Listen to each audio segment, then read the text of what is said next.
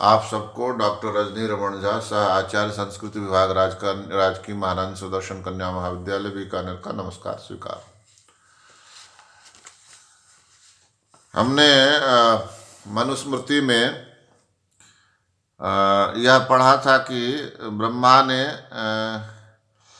क्या किया, ओंकार में पहले अ उ म को भी तीनों वेद से लिया और फिर वह जो भूर्भुवः स्वः था वह भी वेद से लिया, और तीनों पाद जो थे तत्सवितुर्वरेण्यम भर्गो देवस्य धीमहि धियो यो न प्रचोदयात्। ओम भूर्भुवः स्वः, ओम का जो अ उ म है वह भी वेद से लिया। अब भूर्भुवः स्वः जो व्याहृतियां मानी जाती हैं भू भुवः स्वः, उनको भी वेदों से लिया, और तत्सवितुर्वरेण्यम भर्गो देवस्य धीमहि धियो यो न प्रचोदयात्, ये तीन पाद भी किससे लिए, क्या कहते हैं, वेद से ही लिए, वेद से ही लिए। यहाँ तक हमने पढ़ा था। अब कहते हैं एतद अक्षरम एताम च जपन व्याहृति पूर्विकाम संध्योर वेद विद विप्रो वेद पुण्यन युज्यते।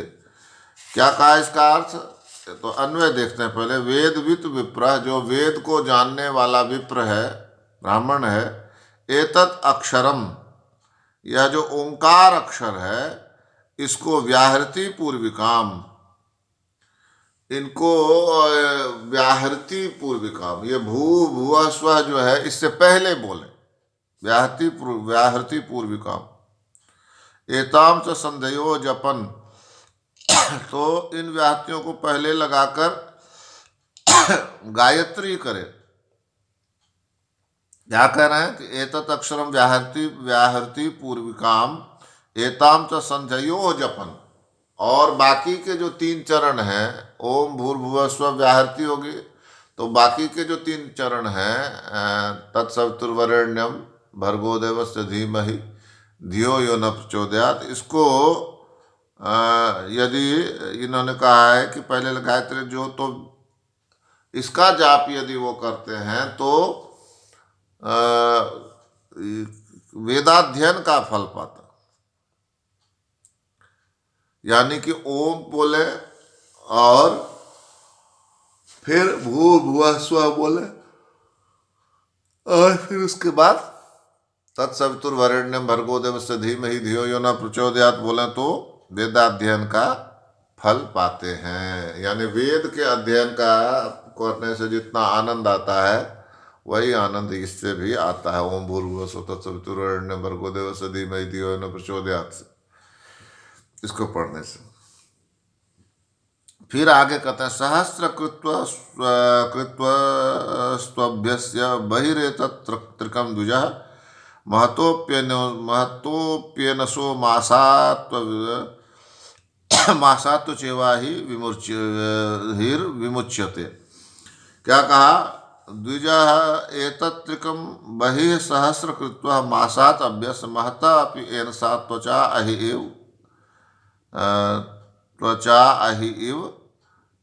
त्वचा अहि इव विमुच्यते।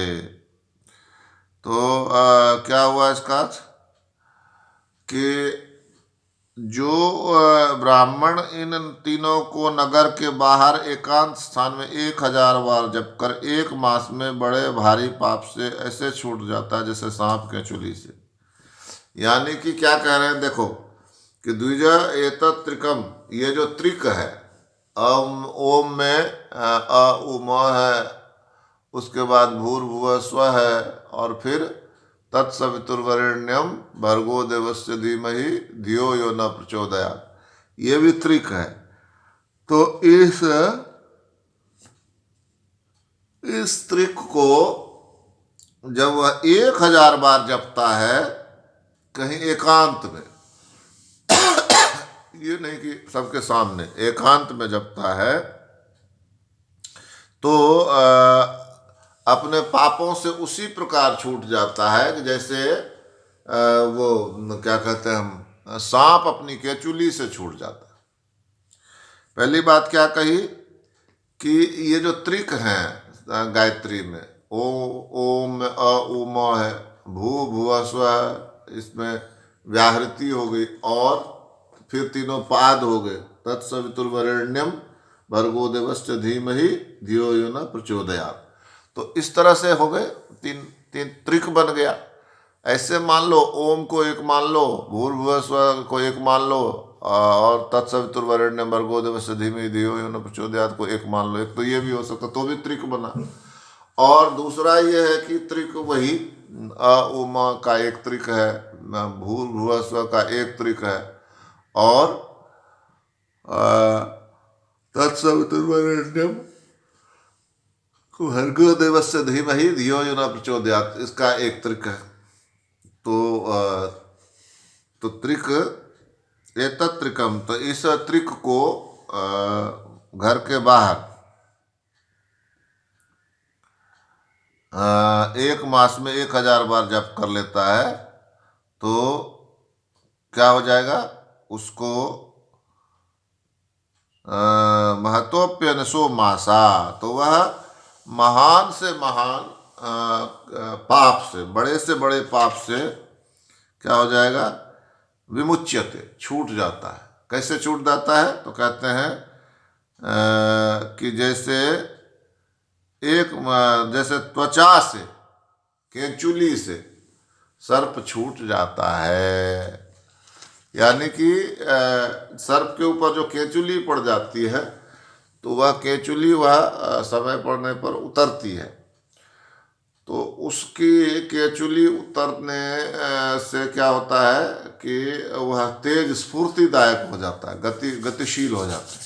तो यहाँ भी वही कह रहे हैं कि जब कोई भी तीनों त्रिक का गांव से बाहर या कहीं बाहर जाकर एकांत में 1000 बार जप करेगा, तो वह सभी प्रकार के पापों से उसी प्रकार छूट जाता है जैसे कि सर्प अपनी केंचुली से छूट जाता है। यह कहने का यहाँ पर अर्थ है। फिर आगे कहते हैं कि एत यर्चा विसंयुक्त काले च क्रिया स्वया ब्रह्म क्षत्रिय वीट योनिर्ग्रहणाम यास्ति साधुषु एतया ऋचा काले स्वया क्रिया विसंयुक्त है।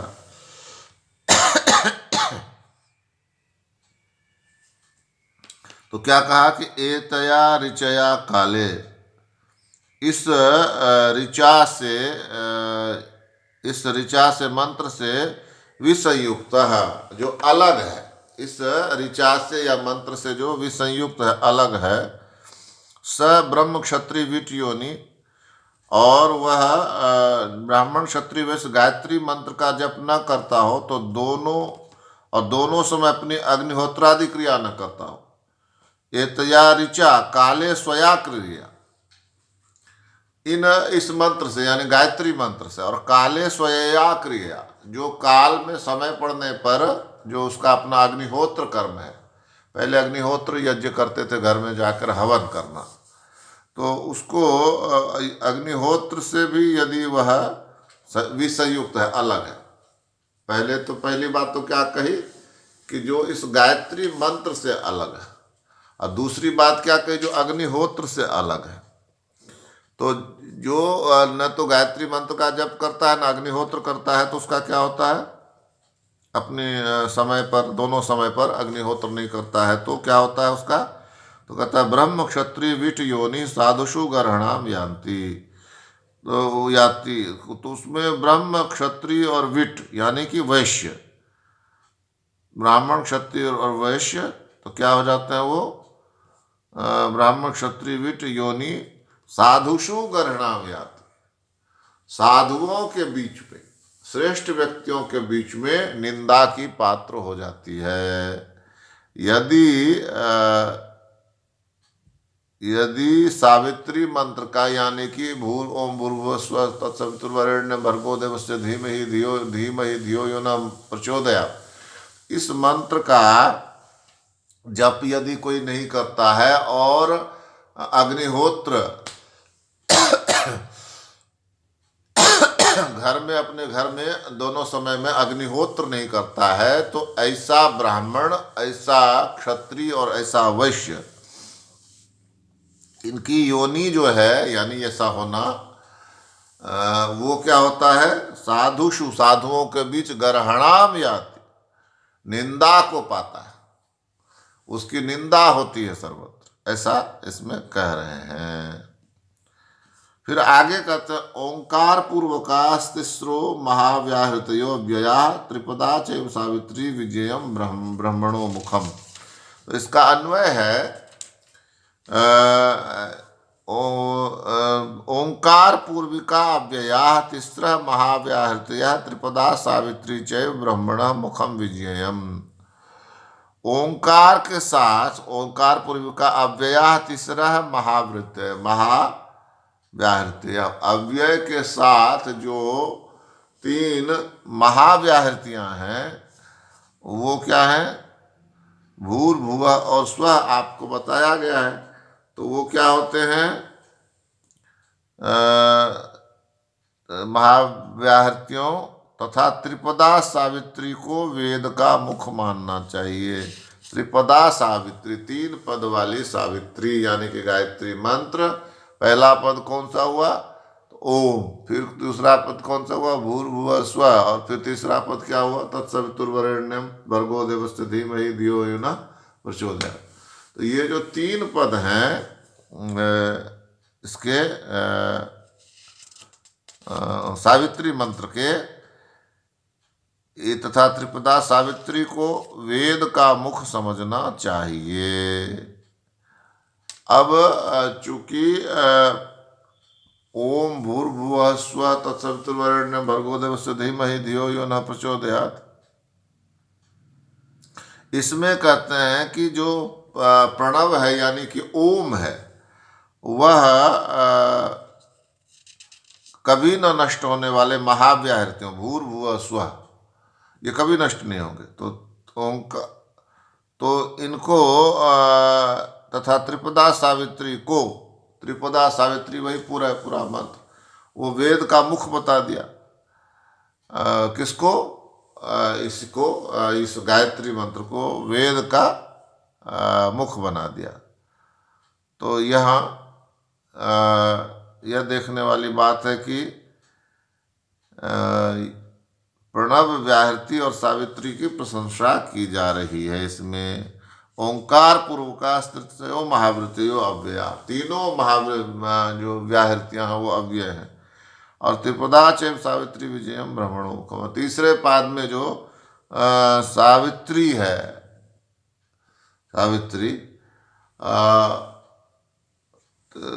त्रिपदा चैव सावित्री और त्रिपदा सावित्री मतलब ओम भूर्भुवः स्वः तत्सवितुर्वरेण्यं भर्गो देवस्य धीमहि धियो यो नः प्रचोदयात्। पहला हिस्सा ओम हो गया, फिर दूसरा हिस्सा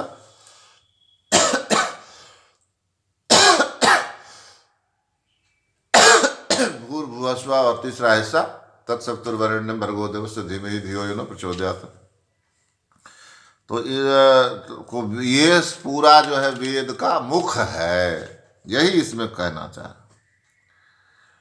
पहला क्या, ओंकार पूर्व का तीसरो महावृत्तियां, तीनों जो व्याहृतियां हैं, महाव्याहृतियां हैं जो अव्यय हैं, कभी समाप्त नहीं होने वाली हैं, और तीनों पाद जो हैं इनसे युक्त जो सावित्री है, यही वास्तव में सावित्री मंत्र है। ये जो तीन पाद वाले सावित्री मंत्र है वही विजयम ब्रह्मणो मुखम, वह वेद का मुख है। मुख है मतलब, मुख किसको कहते हैं, मुख कहते हैं प्रधान को, उसी से मुख्य बना है, उसी से मुखिया बना है, और इसी से मुख्यमंत्री, मुख्य श्रेष्ठ के लिए मुख से मुख को श्रेष्ठ माना गया। तो कहा कि ये वेद के मुख हैं। कौन, ओम भूर्भुवः स्वः और तत्सवितुर्वरेण्यं भर्गो देवस्य धीमहि धियो यो नः प्रचोदयात्, ये वेद के मुख कहे जाते हैं, यही इसमें बताया गया है। तो आज हमने कुल 3 मंत्रों का पारायण किया। शेष मंत्रों का पारायण हम आगे करेंगे। 4 मंत्रों का पारायण हमने किया। धन्यवाद।